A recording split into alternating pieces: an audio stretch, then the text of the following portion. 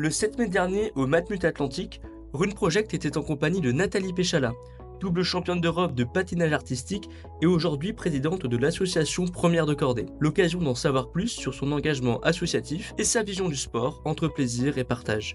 On apporte le sport de manière régulière et gratuite au sein des structures hospitalières. Aujourd'hui, on fait l'inverse. On prend les enfants, on les emmène donc dans ce stade Matmut Atlantique. On installe des animations sportives. Ils ont le droit de visiter les coulisses du stade ici et de faire du sport avec des grands champions qui ont gagné des médailles Paris 2020. Tu t'es entraîné beaucoup pendant longtemps. Le sport faisait partie intégrante de ton quotidien. Comment tu as pu passer à autre chose et t'entraîner moins et comment tu es passé à la fin de ta carrière à un autre mode de vie? Et bien déjà très facilement, parce que c'était un projet qui était construit justement jusqu'en 2014. Donc quand il y a eu les Jeux de 2014 et ensuite les championnats du monde qui ont marqué la fin de notre carrière avec nos partenaires, on savait qu'on allait s'arrêter. Mais en fait, je l'ai très bien vécu, parce que je me souviens encore de la sensation quand j'ouvrais les yeux le matin, je me disais je suis pas en retard, j'ai pas une liste de dingue, je peux aussi prendre quelques minutes. En fait, les priorités de ma vie ont switché d'un jour à l'autre. Je pouvais passer Noël en famille, je pouvais me soigner correctement quand j'étais malade sans redouter le contrôle antidopage. Je pouvais prioriser aussi ma vie sociale, personnelle.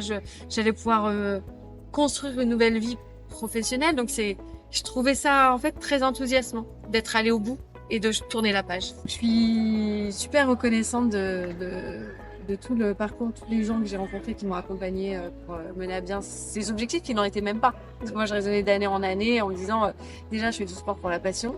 Après, si on peut gagner, c'est chouette. Et j'en garde que des bons souvenirs, mais la vie d'après est tout aussi chouette. La vie normale est tout aussi chouette. Tu n'as pas de frustration aujourd'hui par rapport à ce que, à la fin, des titres que tu n'as pas eu? J'ai donné le meilleur de moi-même. Parfois, ça a foiré.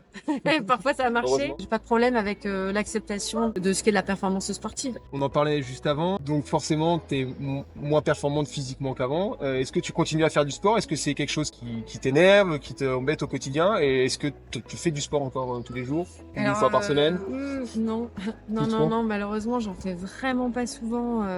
J'en fais de manière très ponctuelle, en fait, quand il y a une bonne occasion, quand il y a un moment pour rigoler avec les copains. C'est pas ancré dans mon planning comme ça l'a été. Et du coup, je pense que ça l'a trop pété. Je n'arrive plus à voir le sport comme une contrainte. D'accord. Et je sais qu'avec le temps, les années qui défilent, il y a un moment donné, il va falloir quand même que je me reprenne en main. Mais j'ai l'impression d'en avoir tellement mangé que là, je suis encore en phase de digestion de tout ce qui s'est passé. Je vis, je le sais, sur mes acquis. Et moi, mon idée, là, c'est plus d'apporter le sport, donc justement sur les enfants des hôpitaux qui n'ont pas accès au terrain sportif, ou vraiment de faire la promotion du sport, et pas forcément que sur de la haute performance. Ça m'anime, mais pas pour moi-même. Alors ça peut être un peu contradictoire, mais j'ai l'impression de m'être beaucoup occupée de moi-même pendant des décennies. Et là, l'idée, c'est d'être plus dans la transmission et dans la construction de modèles sportifs, quelles que soient les capacités et les objectifs des uns des autres. Ouais, on s'épanouit pas forcément dans la performance. On peut s'épanouir en faisant du sport complètement autrement, en transmettant. Je pense même que sur du long terme, on ne s'épanouit pas à travers la performance. Puisque la course à la performance, en fait, elle est sans fin. Et donc, non, on s'épanouit dans la convivialité, dans le partage, en sachant que ça nous fait du bien moralement, mentalement, physiquement. Mais je pense que c'est ça qui crée le long terme et qui nous permet de bien percevoir les bienfaits du sport. Tu as eu une carrière bien remplie et tu as eu, après, des objectifs professionnels et de vie qui sont quand même très ambitieux. Tu as été présidente de la Fédération française des sports de glace, présidente déléguée du Club France 2024, tu as aussi une vie de famille avec 2 filles, c'est quand même des projets qui sont très performants. Ces sphères-là ne sont pas complètement hermétiques. Comment tu arrives à gérer tout ça en même temps? Quand j'ai arrêté ma carrière de sportif de niveau, j'avais pas de plan d'action pour la suite. Je savais que j'avais un diplôme dans les bagages, j'avais un toit sur la tête et tout le reste était à écrire.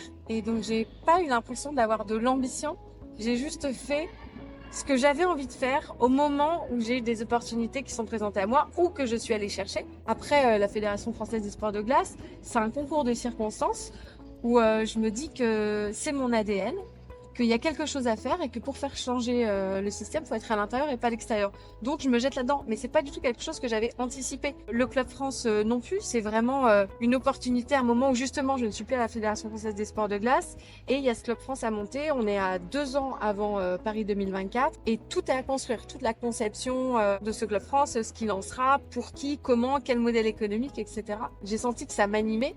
En fait, je marche beaucoup à la passion. Si ça me plaît, j'y vais. Si ça me plaît pas, ça m'ennuie. Si je me réveille pas le matin en me disant génial, j'adore ce pour qui je vais bosser, la mission qu'on m'a donnée, je sais que je peux être utile, je sais que je peux apprendre des choses aussi, ça va me nourrir, et ben j'y vais pas. T'as juste envie d'être dans l'action et d'apporter quelque chose. Et je suis peut-être plus opportuniste. Alors je sais pas si c'est un gros mot ou pas. Non, mais... Mais alors j'attends pas que ça me tombe dessus, hein. Je suis pas naïve, je sais que les choses elles tombent pas comme ça. Je crois en la chance, c'est-à-dire au travail et au réseau. Je crois à la patience aussi, à la construction, l'entremêlage de plusieurs activités, expériences qui vont nous amener sur un chemin ou sur un autre.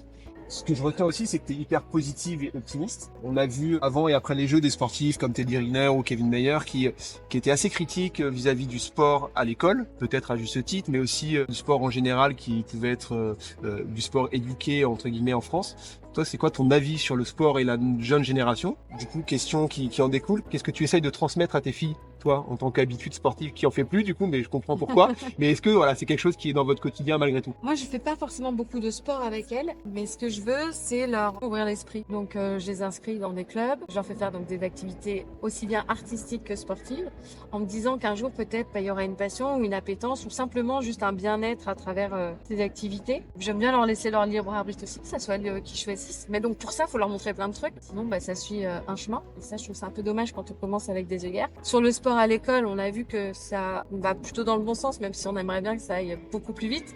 Mais voilà, maintenant, il y a ces 30 minutes de sport à l'école de manière quotidienne. Idéalement, il faudrait un modèle allemand avec du sport tous les jours comme un sport-études. Nous, ça nous paraît dingue. Il y en a de moins en moins des sports-études, surtout dans les disciplines confidentielles. C'est compliqué d'avoir la structure qui peuvent nous accueillir et l'infrastructure sportive qui, elle aussi, propose des créneaux aménagés. Que le sport soit reconnu à sa juste valeur, en fait, dans tous ses bienfaits. Et donc, on parlait de la performance. Le sport-études, c'est pour faire de la performance. Mais en fait, le sport, c'est pas que ça. Le sport, c'est plein de bienfaits divers et variés.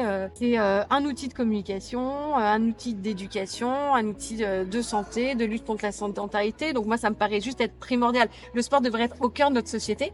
Il ne l'est pas. Après, je me suis entraînée en Russie, aux États-Unis. Donc, quand on va à l'extérieur, on se rend compte aussi de la chance qu'on a d'être en France, notamment, avec le modèle associatif où tout le monde peut arriver ou presque à s'inscrire dans un club. Ça coûte pas très cher et au moins on a une activité sportive hebdomadaire, ce qui n'est pas le cas partout. On a très peu de déchets, même quand on n'arrive pas à atteindre des objectifs de très haute performance. On a la possibilité de faire des doubles projets, donc d'aller à l'école, suivre des études en parallèle et donc de construire sa vie d'après. Il y a plein de progrès à faire, il y a plein de choses qu'on pourrait mettre en place, mais pour autant le modèle français, il n'est pas parfait, il est perfectible, mais franchement, je pense que c'est l'un des meilleurs. Pour un peu prendre le contre-pied de tous ceux qui disent c'est pas terrible, qu'est-ce que tu dirais à ceux qui disent non, j'ai pas le temps de faire du sport ou de bouger? Je comprends parce qu'en fait c'est culturel, on a été éduqués comme ça. Le sport, mes parents me disaient toujours, mais c'est un hobby.